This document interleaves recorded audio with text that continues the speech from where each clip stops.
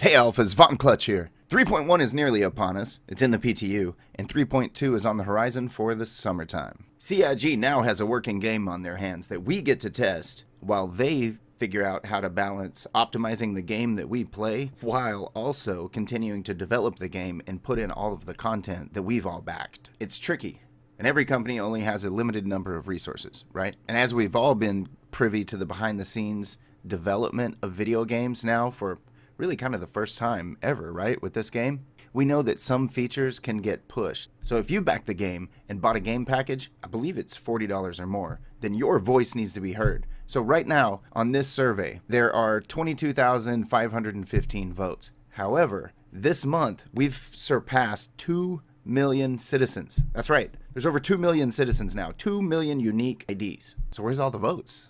Come on, laggards. I know real life happens.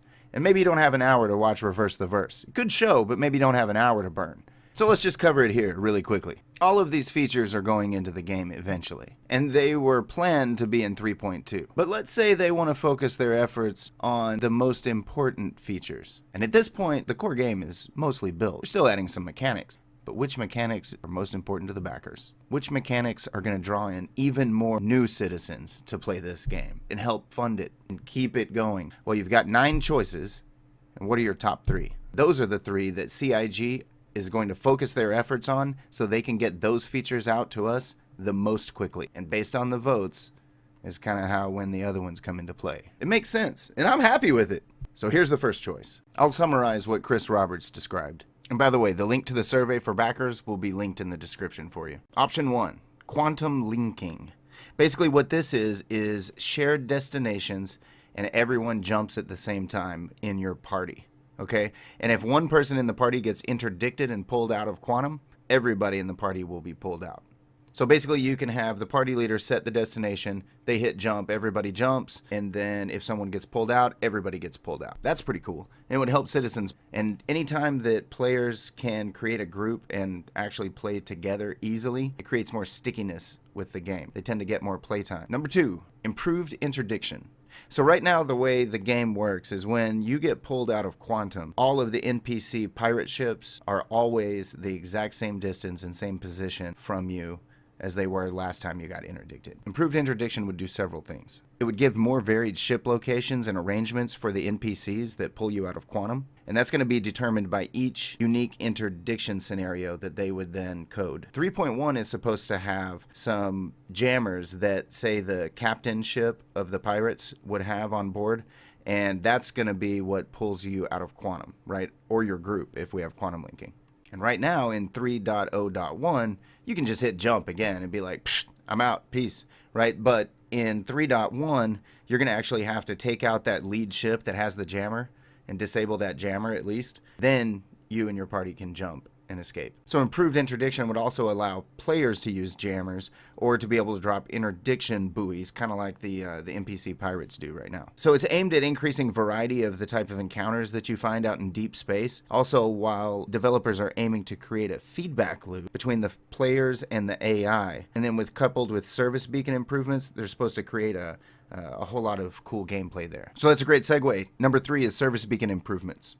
It would allow NPCs the ability to create service beacon requests, as well as allow NPCs to respond to player requests. So if your ship breaks down, right, needs fuel, something like that, of course, once these are added to the game, then these NPCs will be able to come and help you for a fee, of course, because it's service beacons, right? It's basically virtual contracts, similar to the Ethereum market right now. It's smart contracts. This would also give varied job requests. So transport, escort, to do a job, maybe to help against an attack, or maybe to take out a person, they said. And with this, you'll have the ability to pay players, the people in your party, for helping you to do a job, which I think is huge. I want to be able to trade credits with someone and eventually also be able to trade gear with someone. Here, I'll sell you this gun that I don't like anymore. Let's create a service beacon request. All right, moving on.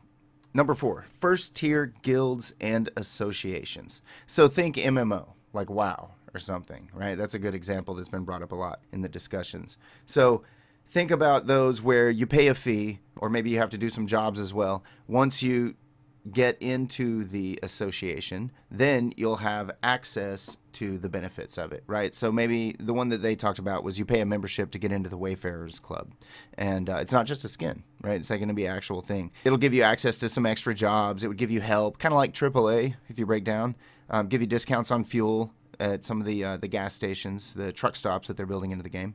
And then, maybe later they add an association for a salvage org or an ex-military type group is what they were talking about, right? And basically the Wayfarers Club would be the first one. Number 5, much needed party improvements to help us to create groups and to actually find our friends and to get into the same instance. Now that's been a big pain point for a lot of people right now. Actually, I've got a video. I'll throw it in at one of the cards at the end for you. What they're talking about doing is making this before full spectrum integration, and they've really been kind of putting it off until they could get that full spectrum integration ready. But it's just taking too long, right? We need party improvements. Like I said, when it's easy for you to meet people in game and create some camaraderie and play together easily, that gives you more playtime. That'll give them more testing results from us, right? That's also going to make more brand ambassadors for the game to where we go and proclaim it from the mountaintops to play this game. That's going to give them more funding, right? That's going to give them the resources they need.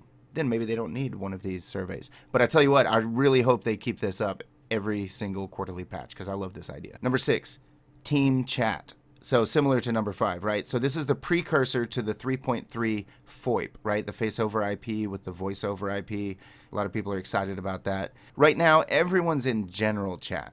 And this chat that we're using is really just an old placeholder they threw in just so people could kind of communicate and help each other out how to figure out this game with a high learning curve. Chris Roberts even admittedly said that it was just kind of thrown together quickly, even, way before the PU even existed. So it's time that we get a good, solid, real chat system. Number 7, improvements to economy shopping UI experience.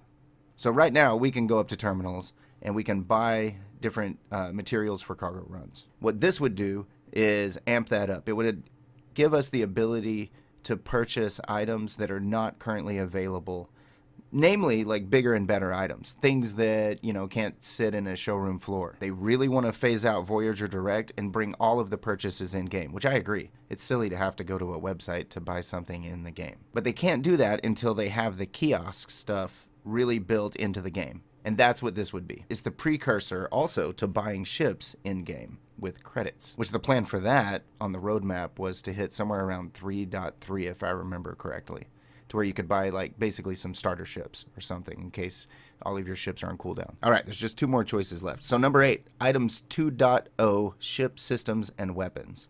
Basically what they want to do is finalize items 2.0. They have a lot of that in the game, but not everything. What this would do is really flesh out the vision that Chris Roberts and the backers had years ago to allow items to overheat, misfire, break down, suffer critical failure, things like that. If these types of things are happening to players on a flight or during a firefight, it's really going to encourage some multi-crew gameplay because it brings deeper functionality to ship upgrades, power plants, coolers, etc.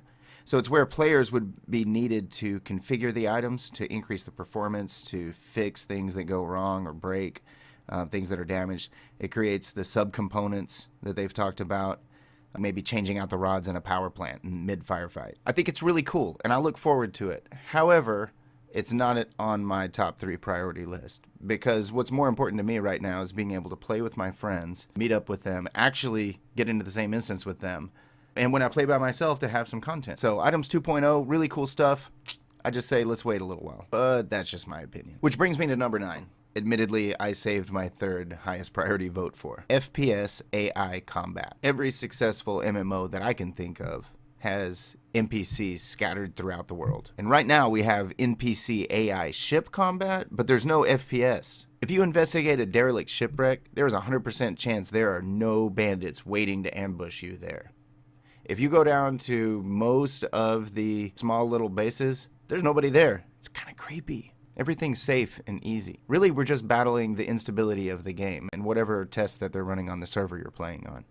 But what about when they fix the instability issues? Then what? Wouldn't it become quite dull? Droll? So this would add player versus AI interactions. Instead of only having PvP like we do right now. This adds random encounters. So that way out in the big open areas, right now we're, like Chris Roberts said, all you can really do is enjoy the sunset.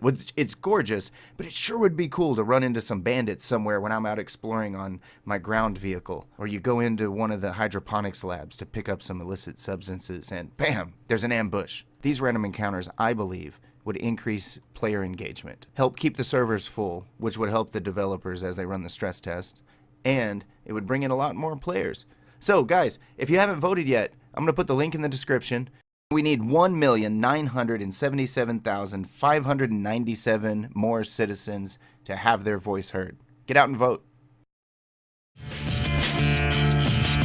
If you're having trouble with the current party or instance system, go ahead and hit that card and jump to my How to Party video. I'll walk you through it in under 5 minutes. Throw me a like and subscribe. Maybe I'll see you around the verse.